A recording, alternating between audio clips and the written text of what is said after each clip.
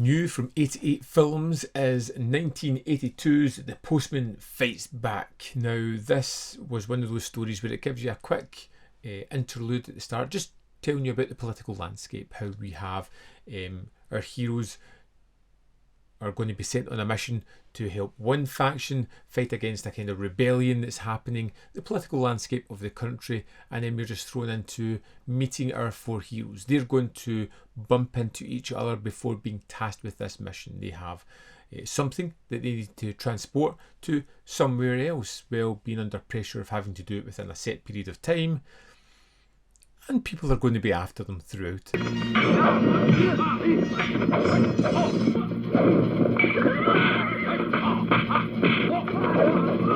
So these people are undertaking this mission, thinking they're doing the best for the world, for their landscape, for their country, and people are trying to stop them. And it's just so much fun. You know, the first half of the movie concentrates a lot on our characters getting to know each other, starting to sit down, converse, see each other in battle, starting to learn what uses each of them have towards our group so that they can go on this mission together and get the best out of each other. And then we have the bad guys that we don't meet until the final third, when things exponentially get more actiony and more exciting as it kind of gets to the climax, which is incredibly fun.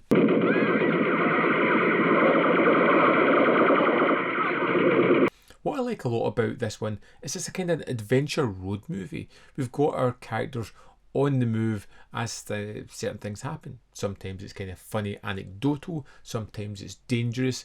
Sometimes it's ninjas on ice skates.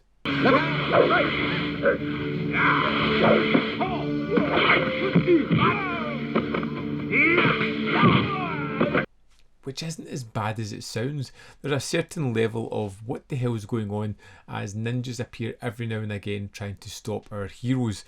And these sequences are always incredibly fun.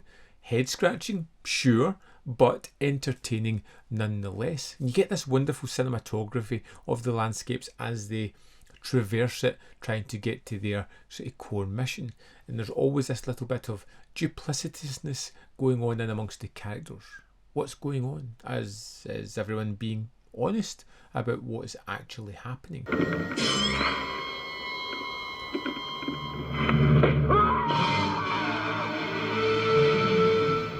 Although it can be a little bit sedate at the start as we build up our friendships, our characters, our mission, by the time it gets to the end, it becomes a full-on fantastic action movie with delivering some great set pieces. It's not high up there in the form of these kind of movies. It's not the best movie Ronnie Yu has ever made. It's far from the worst, and it's the same for everybody in it. It's not the best, but it's not the worst. It's a solid, entertaining film. In the 87 minutes, it kind of flies by. You also get an early role here for Chow Yun-fat, who plays a supporting player in this one, and it's just nice to see him in a role where he's not the kind of main guy. He hasn't kind of found his groove as yet. He's supporting our main player, and he is genuinely good. He has that $1 million smile that's there, that kind of way of just being cool. You can tell that stardom is coming for this person at some point, and I really had a lot of fun with The Postman Fights Back. Like I said, it is solid. It's decent. It's not bad. It doesn't drag. It's entertaining enough. Could have been better, but it's a pretty solid film, and sometimes that's just good enough. Let's dive into the disc for The Postman Fights Back. You'll see that there is a variety of cuts here.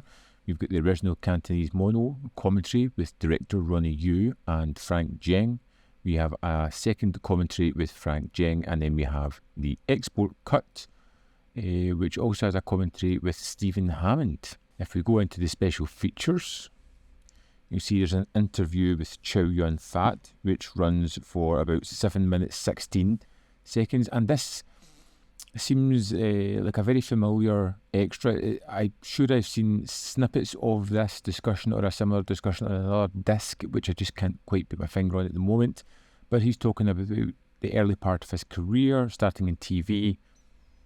Then we have an interview with the Lun Kar Yan 1, which is 7 minutes 43 seconds.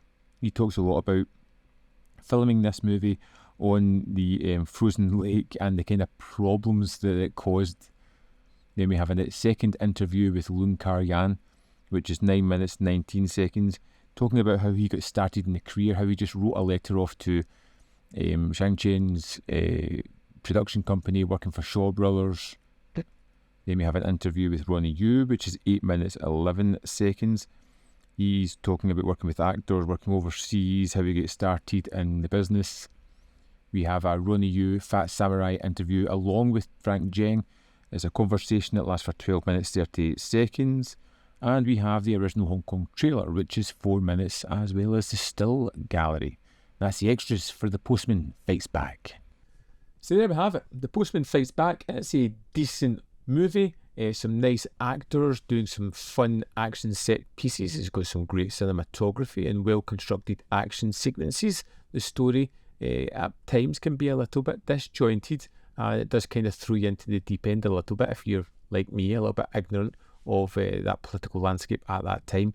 But still worth checking out. I would love to know your thoughts on The Postman Fights Back. So let me know in the comment box below whether you loved it, hate it, or found it kind of average, somewhere in the middle. Let me know your opinion down there. Let others see your thoughts on the film as well. As always, there is more content up here. You can see more of my stuff. In the description box below are links to the Patreon, membership program, and manvfilm.com. Always in which you can support me. Thanks for watching, and I'll see you next time.